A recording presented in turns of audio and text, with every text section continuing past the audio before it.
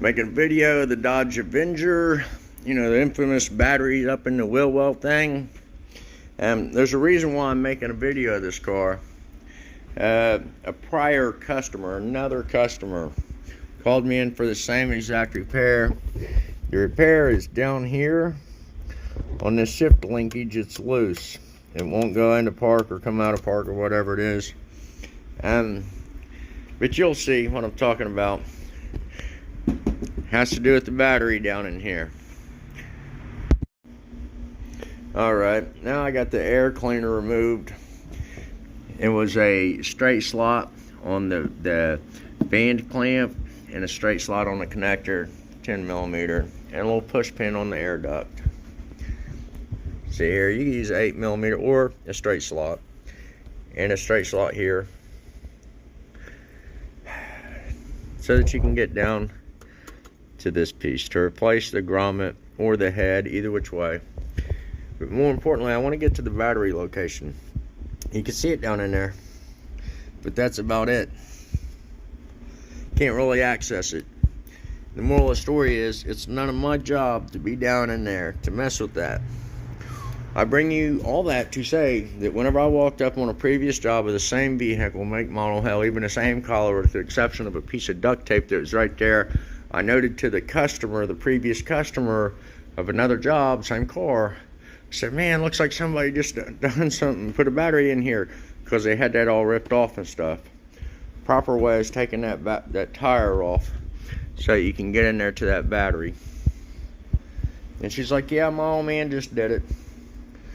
So I leave and head on to the next job, because my job, this ain't hard to do as far as mechanical stuff. This is as much as plugging your phone into your cell phone charger. I charge $50 for parts and labor to do this, and that's really a GP kind of price. Anyway, that person called me up that they went to start their car and it has no power. I said, well, that has to do with your old man putting that battery in.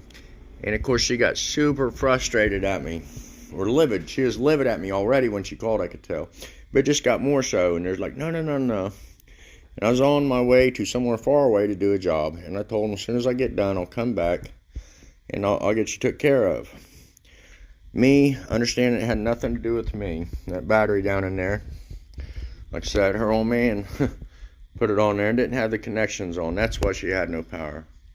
Anyway, she got on several of my social medias and blasted them. Okay. Along with that, whenever I showed back up, like I said I would, there's 3 people standing around this car. One here, one there, and one right here with a hammer and a screwdriver or something pounding in there on that battery, I suppose the terminal. And I said, where's this lady at? And the one fella said, that's my wife. So I instantly gave him back to $50, and I said, what can I do to help? And this fella with the hammer thing, he jumped up. He said, best thing for you to do is get back in your van and leave. However, he didn't say it so kindly like that, but that's what he meant. So I stood there for a minute, because I'm not quite right seeing all 3 of them, and gave it a second. I said, are you sure? What can I do to help? And the 2 guys walked off, and the one, I realized he was just an innocent bystander.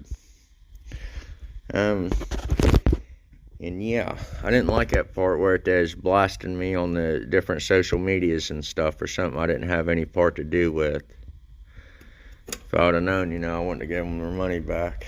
I'd like to have a GoPro, that way I could tell you the stories while I do the work. And this much time I could have had this job done by now. I'll be right back. Alright, I made it back, and in less time than it took to tell the story, of course, I got them a new grommet on there. Let's see, what else? I always carry around a little plethora of different size grommets and whatnot, and of course relays. But yeah, just upset about that one customer and the whole battery thing. Yep. But I got this one to move on to the next episode. It's life. Just move on.